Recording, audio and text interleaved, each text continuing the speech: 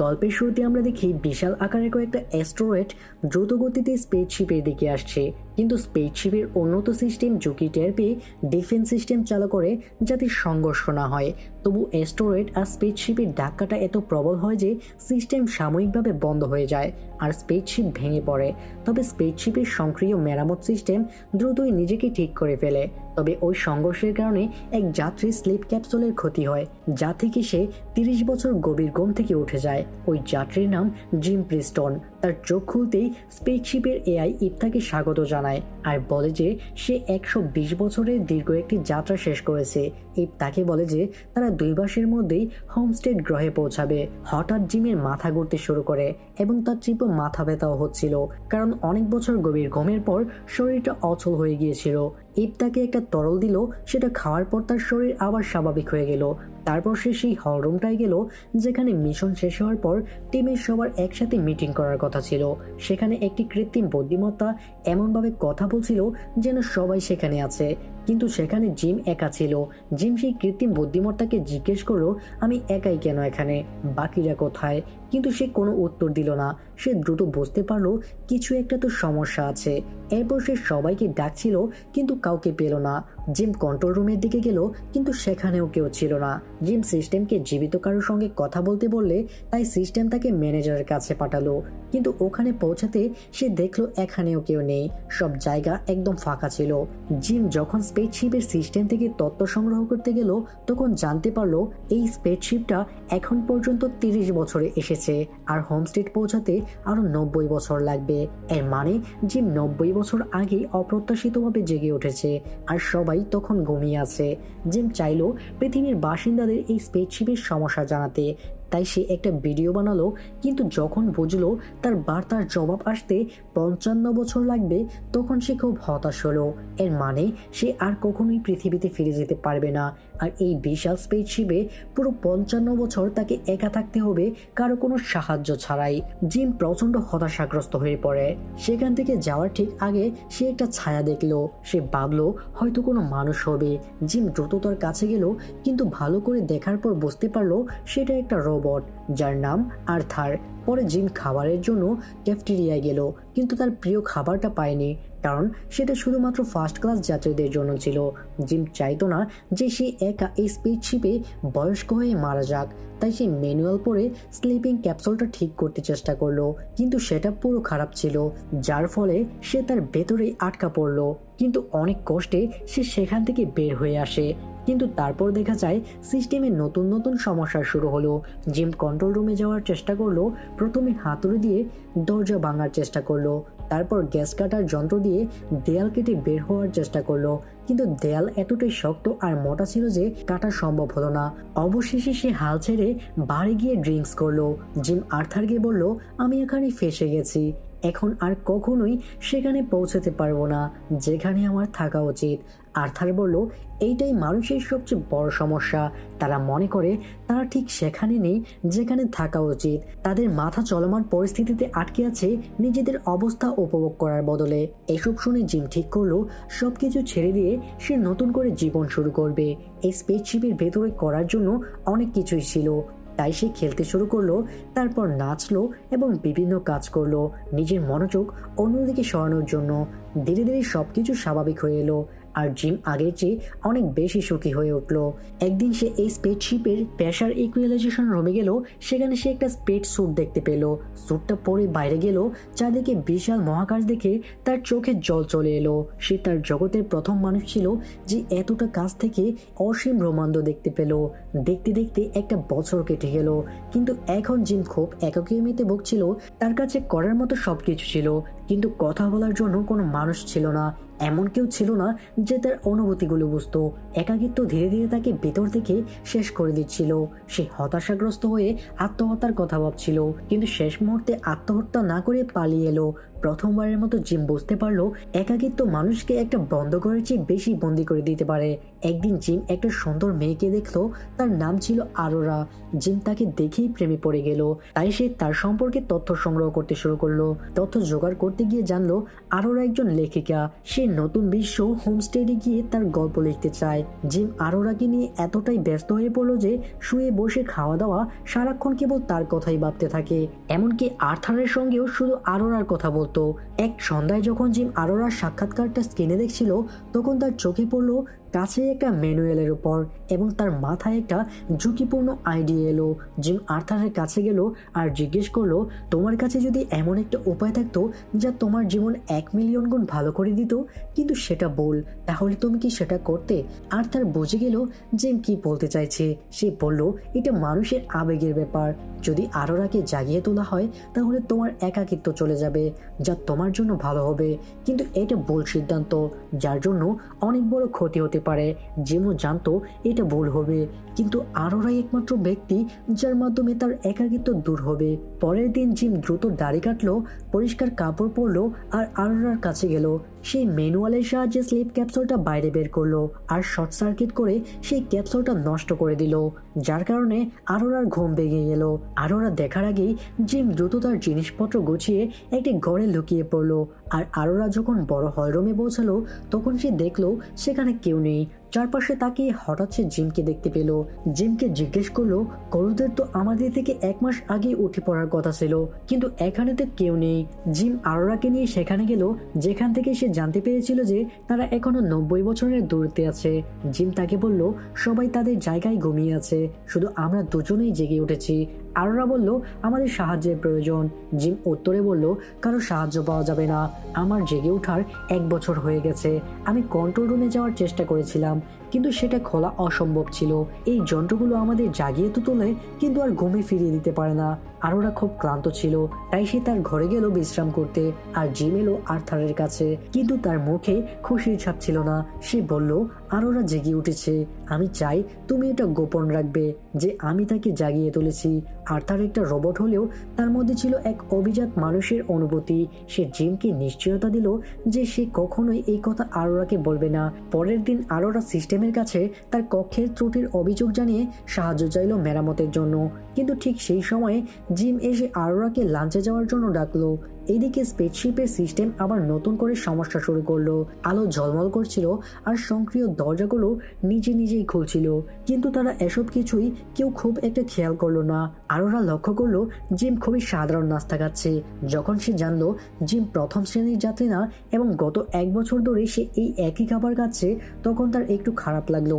তারপর আরোরা জিমের জন্য প্রথম শ্রেণীর নাস্তা নিয়ে এলো।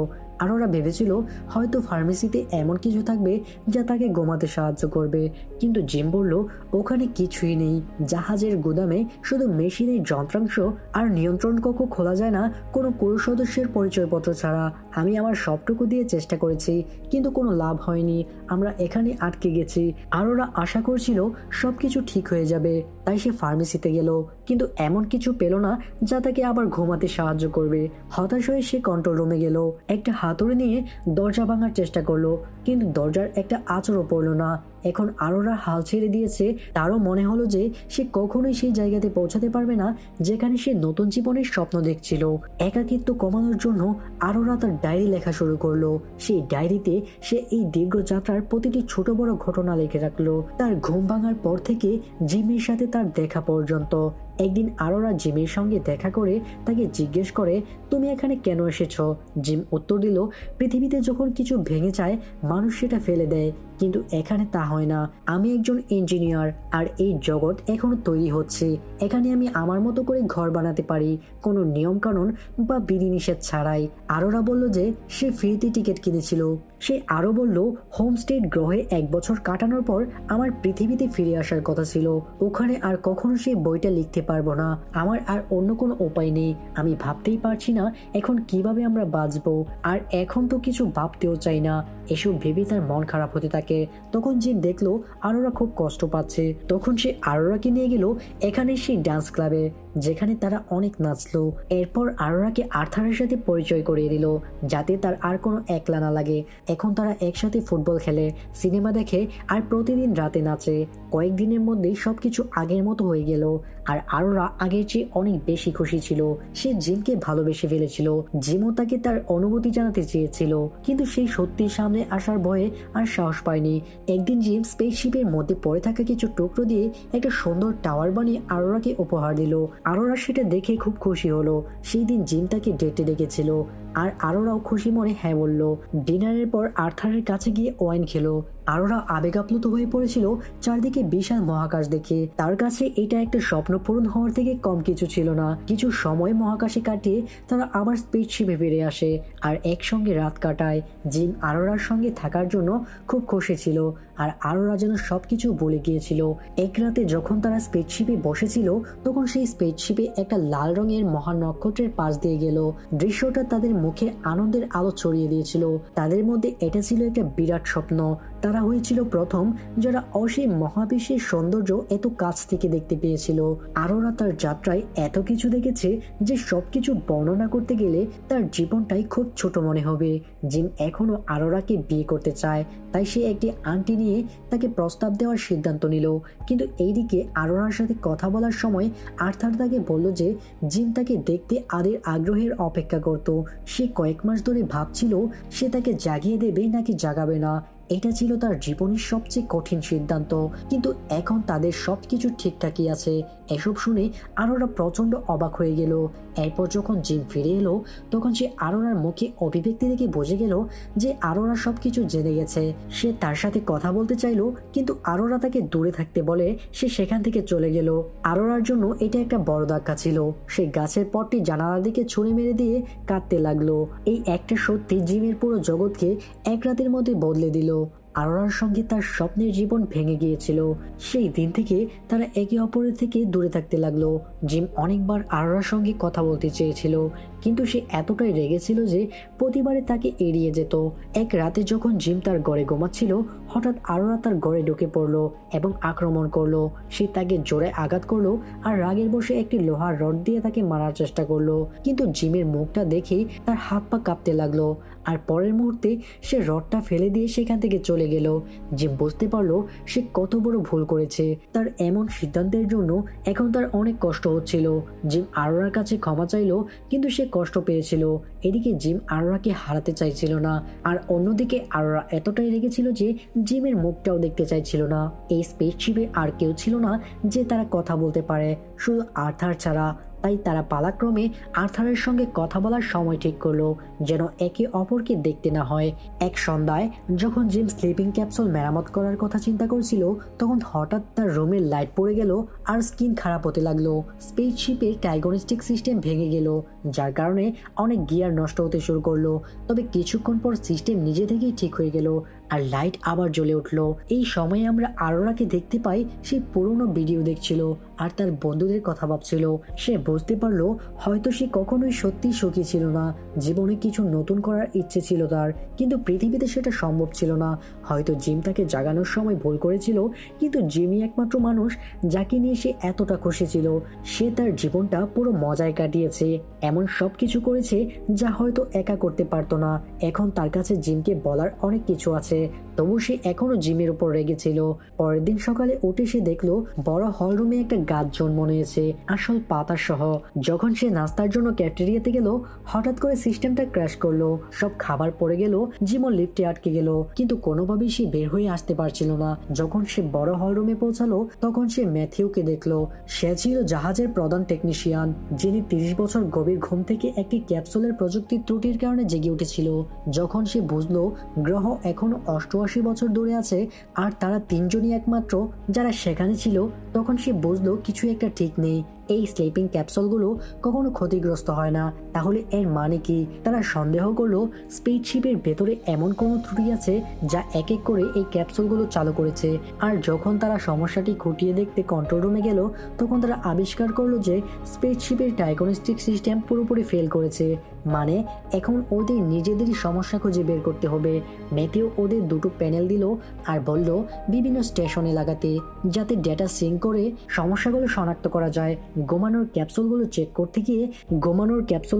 করতে গিয়ে ম্যাথিউ দেখলো জিমের ক্যাপসুলের গোড়ের চিপ পড়ে গেছে, কিন্তু আরোরার ক্যাপসুলটা ইচ্ছে করে নষ্ট করা হয়েছে। আর যখন ম্যাথিউ জানলো জিম গত 1 বছর ধরে একাই এই স্পেসশিপে ছিল, তখন সে বুঝতে পারলো জিমই এটা করেছে। ডেটা সিজ করার পর দেখা গেল সিস্টেমগুলো সব জায়গায় ড্যামেজড, কিন্তু একটাও পুরোপুরি অফ হয়নি। ম্যাথিউ এর শরীর ভালো ছিল না, তাই সে ঠিক করলো পরের দিন সবকিছু মেরামত করে ফেলবে। তারপর তিনজনই নিজেদের ঘরে গিয়ে বিশ্রাম নিল। আরোরা সেই রাতে ভালো করে ঘুমাতে পারেনি। তখন সে সাঁতার কাটতে পড়ে গেল। হঠাৎ সিস্টেম বন্ধ হয়ে গেল আর পুরো স্পেসশিপটা লক হয়ে গেল। কয়েক মুহূর্তের মধ্যেই স্পেসশিপের গ্র্যাভিটি কন্ট্রোল সিস্টেম চালু হয়ে গেল। পুলের পানি ধীরে ধীরে একটা বিশাল বুদবুদে পরিণত হলো আর আরোরা তার ভেতরে আটকা পড়ে গেল। সে বের হওয়ার চেষ্টা করলো, কিন্তু একটা ঢেউ আবার তাকে ভেতরে ঠেলে দিল। এইদিকে গভীর ঘুমে থাকা জিম জেগে উঠলো, দেখলো সিস্টেম আবার বন্ধ হয়ে গেছে, কিন্তু সে কিছু করার আগেই সিস্টেম আবার নিজে থেকেই চালু হয়ে গেল। আর যখন স্পেসশিপটা নিজে আবার চালু হলো, তখন সব ভাসমান পানি আবার বাতাসে পড়ে গেল। আর এভাবেই আরোরা বেঁচে গেল। ডেটা সিনক্রোনাইজেশনে দেখা গেল সিস্টেমগুলো চিপ পড়ার কারণে নষ্ট হচ্ছিল, আর স্পেসশিপের অনেক অংশ অতিরিক্ত চাপের মধ্যে কাজ করছিল। অবাক করার বিষয় হলো এই সমস্যাগুলো প্রায় 2 বছর আগে থেকে শুরু হয়েছিল। যদি এইগুলো দ্রুত ঠিক না করা হয়, তাহলে পুরো মিশনটাই ব্যর্থ হয়ে যেতে পারে আর তারা চিরকাল মহাকাশেই আটকে যাবে। ম্যাথিউ বলল ডায়াগনোসিস সিস্টেমগুলোর কাজ করছে না, তাই আসল সমস্যাটা তাদের নিজেদেরই খুঁজে বের করতে হবে। কিন্তু এটা বলার সঙ্গে সঙ্গেই সে অসুস্থ হয়ে পড়ল। পরীক্ষা করে দেখা গেল সে শুধু 1-2টা রোগে আক্রান্ত নয়, বরং তার 1000-এরও বেশি রোগ ছিল। তার শরীরের কোষগুলো দ্রুত নষ্ট হচ্ছিল, যার মানে সে আর বেশি দিন বাঁচবে না। আর সবটাই ঘটেছিল তার সেই স্লিপিং ক্যাপসুলের সমস্যার জন্য। সিস্টেম ম্যাথিউকে কিছু ওষুধ অফার করেছিল, যা হয়তো কয়েকদিন তাকে জীবিত রাখতে পারত, কিন্তু ম্যাথিউ সেগুলো নেয়নি। তার সময় কমে আসছিল, তাই ম্যাথিউ জিমকে নিজের আইডি দিয়ে বলল, এখন এই সমস্যাটা খুঁজে বের করে ঠিক করার দায়িত্বটা তোমার। তারপর বেশি সময় না যেতেই সে মারা গেল। জিম আর আরোরার সম্মানের সাথে তার দেহ স্পেসে ফেলে দিল। আর কিছুক্ষণ পর আবার স্পেসশিপের সিস্টেম খারাপ হতে লাগলো। পুরো স্পেসশিপ থেমে গেল। আর্থার পাগল হয়ে গেল। সে টেবিলের উপর তার মুখ ঘষতে লাগলো আর বার থেকে একটার পর একটা গ্লাস ভাঙতে লাগলো, কিন্তু সঠিক সময়ে জিম তার চিপটা খুলে ফেললো আর আর্থার সাথে সাথেই থেমে গেল। ডেটা শেষ করতেই তারা বুঝতে পারলো আসল সমস্যাটা ছিল পাওয়ার স্টেশনে। যখনই তারা দরজা খুললো, তখন স্পেসশিপের তৈরি হওয়া বড় ছিদ্র দিয়ে খুব দ্রুতই অক্সিজেন বাইরে বের হতে থাকে। এই চাপ এতটাই ছিল যে জিম আর আরোরাও ছিদ্রগুলোর দিকে অগ্রসর হতে থাকে, কিন্তু জিম সময় মতো ছিদ্রটা বন্ধ করে দিল আর তারা বেঁচে গেল। তারা দেখলো স্পেসশিপটা অ্যাস্টেরয়েডের ধাক্কায় খুব ক্ষতিগ্রস্ত হয়েছে আর এর নিউক্লিয়ার রিঅ্যাক্টর কন্ট্রোল সিস্টেম পুরোপুরি নষ্ট হয়ে গেছে। ভাগ্যক্রমে স্পেসশিপের নষ্ট অংশগুলো বদলানো সম্ভব হলো। জিম দ্রুত পড়ে যাওয়া চিপগুলো বদলে দিল আর কিছুক্ষণ পর স্পেসশিপ আবার কাজ করতে শুরু করলো। কিন্তু তাদের সমস্যা এখানেই শেষ হয়নি। তারা লক্ষ্য করলো যে রিঅ্যাক্টরের জন্য তাপমাত্রা ক্রমশ বাড়ছে। যদি এই তাপ দ্রুত বাইরে বের করা না যায়, তাহলে স্পেসশিপটা বিস্ফোরিত হবে আর সবাই মারা যাবে। সিস্টেমগুলো এখন পুরোপুরি নষ্ট হয়ে গেছে, তাই এখন কাউকে বাইরে গিয়ে ম্যানুয়ালি হাত দিয়ে দরজা খুলে এই তাপ বাইরে বের করতে হবে। জিম বুঝতে পারলো এটা খুবই ঝুঁকিপূর্ণ কাজ, যা তার জীবনকেও বাজি রাখতে হবে। তাই সে আরোরাকে তার ব্রান্ড দিল, যাতে সে অন্তত জাহাজে ফিরে যেতে পারে যদি সে আর ফিরে না আসে। এই কথায় আরোরার চোখ বেজে উঠল। সে জিমকে বলল, তোমাকে ফিরে আসতেই হবে, তোমাকে ছাড়া আমি এই স্পেসশিপে থাকতে পারবো না। আরোরা যখন ফিরে এলো, তখন তাপমাত্রা এতটাই বেড়ে গিয়েছিল যে ক্রেন স্পর্শ করলেই তার হাত পড়ে যাচ্ছিল। সে দ্রুত তার শার্ট খুলে ক্রেনের চারপাশে ঢেকে নিল, যাতে তাপমাত্রা তার ক্ষতি করতে না পারে। কিন্তু হঠাৎ করে একটা গরম দাতব টুকরো তার হাতের মধ্যে ঢুকে গেল। এদিকে যখন জিম রিয়েক্টের রুমের দরজা খোলার চেষ্টা করছিল, তখন দেখলো যে হাত দিয়ে মেশিন চালালেও সিস্টেমের দরজা খোলা রাখা সম্ভব হচ্ছে না। এর মানে তাকে হাত দিয়ে দরজা ধরে রাখতে হবে যতক্ষণ না সব উত্তাপ বের হয়ে যায়। রিঅ্যাক্টরের তাপমাত্রা ক্রমাগত বাড়ছিল আর স্পেসশিপ যে কোনো মুহূর্তে ফেটে যেতে পারে। আরোরা বুঝতে পারলো রিঅ্যাক্ট চালানো খুবই ঝুঁকিপূর্ণ। যদি তা সে চালায়, তাহলে আর কোনোদিন জিমকে দেখতে পারবে না। কিন্তু সময় কমে আসছিল। জিম ইশারা করলে আরোরা সঙ্গে সঙ্গে রিঅ্যাক্ট চালু করলো। জিম ঢালের সাহায্যে নিজেকে ঢেকে নিল। কয়েক মিনিটের মধ্যেই ভেন্টিলেশনের ফাঁক দিয়ে সব তাপ বেরিয়ে গেল আর রিঅ্যাক্ট ঠান্ডা হয়ে গেল। তারপর স্পেসশিপটা অটো মেরামতের মোডে ঢুকে নিজেই নিজেকে ঠিক করতে শুরু করলো। আর কিছুক্ষণের মধ্যেই সব আবার স্বাভাবিক হয়ে গেল। জিম বেঁচে গেল, কিন্তু তার স্যুট ছিদ্র হয়ে পড়েছিল আর সেফটি কেবল কেটে গিয়েছিল, যার কারণে সে ধীরে ধীরে স্পেসশিপ থেকে দূরে যেতে লাগলো। জিম আরোরাকে বলল, 90 বছর পরও আমরা মিলতে পারতাম। আমি তোমার জন্য একটা বাড়ি বানাবো আর তোমার বইটাও পড়বো। আরোরা এসব শুনে ভয় পেয়ে গেল আর সঙ্গে সঙ্গে সে তার স্পেস স্যুট পরে মহাকাশে ছুটে গেল। সে জিমের কাছে যাওয়ার চেষ্টা করলো, কিন্তু তার কেবলটা খুবই ছোট ছিল। সে কাঁদতে শুরু করলো, ভাবলো জিম অনেক দূরে চলে গেছে আর তাকে পাওয়া সম্ভব নয়। কিন্তু কিছুক্ষণের মধ্যেই সে লক্ষ্য করলো শুধু একটা তার এখনো জিমের স্যুটের সঙ্গে যুক্ত আছে। আরোরা আর দেরি না করে সেটা দৌড়ে টেনে জিমকে স্পেসশিপে নিয়ে আসে। কিন্তু জিমের শরীর পুরোপুরি জমে গিয়েছিল মহাকাশে থাকার কারণে। আরোরা যখন জিমকে যন্ত্রের উপর রাখলো, তখন যন্ত্রটা স্ক্যান করতে লাগলো আর বলল জিম মারা গেছে। আরোরার সঙ্গে সঙ্গেই ম্যাথিউর আইডি ব্যবহার করে সিস্টেমে ঢুকে জিমকে ঠিক করার অনুরোধ করলো। এরপর যন্ত্রটা জিমের উপর একসাথে অনেকগুলো প্রসেস করতে থাকে, কিন্তু কোনো লাভ হলো না। আরোরা একদম ভেঙে পড়ে আর কাঁদতে থাকে। কিন্তু তারপর হঠাৎ জিম চোখ খুললো আর দেখলো আরোরা তার পাশে দাঁড়িয়ে আছে। জিম যখন জেগে উঠলো, তখন আরোরা খুব খুশি হলো আর তাকে জড়িয়ে ধরলো। সব শেষে সবকিছু আবার স্বাভাবিক হয়ে গেল। সিস্টেমে ছোটখাটো যা ত্রুটি ছিল সেই সবকিছু আবার ঠিকঠাক করলো। আর তারপর স্পেসশিপটা তার গন্তব্যের দিকে যাত্রা শুরু করলো। জিম বলল অটোডজকে একটু পরিবর্তন করে আরেকটা স্লিপিং ক্যাপসুল বানানো যেতে পারে। সে আরোরাকে আরো বলল সে চাইলে আবারও ঘুমিয়ে পড়তে পারবে। যখন সে জেগে উঠবে তখন সে একটা নতুন গ্রহে থাকবে, কিন্তু যদি সে চলে যায় তবে জিম একাই থেকে যাবে। তাই আরোরা ঠিক করলো সে জিমের সঙ্গেই থাকবে। অবশেষে জিম আরোরাকে সেই আংটি দিল যা সে অনেক আগে উপহার হিসেবে তাকে দিতে চেয়েছিল। গল্পের শেষে আমরা দেখতে পাই এবিলনের স্পেসশিপটা 88 বছর পর হোমস্টেড গ্রহে পৌঁছালো, যখন ক্রু মেম্বাররা সবাই জেগে উঠলো আর দেখলো অনেক গাছপালা আর উদ্ভিদ যা জিম আর আরোরা একসাথে রোপণ করেছিল। এখানে শেষ হয়ে যায় আমাদের আজকের গল্পটি। আশা করি এই সিনেমার এক্সপ্লেনেশনটি তোমাদের দারুণ লেগেছে। আবারও দেখা হবে পরের কোনো নতুন ভিডিওতে। ততক্ষণ ভালো থেকো, সুস্থ থেকো বন্ধুরা।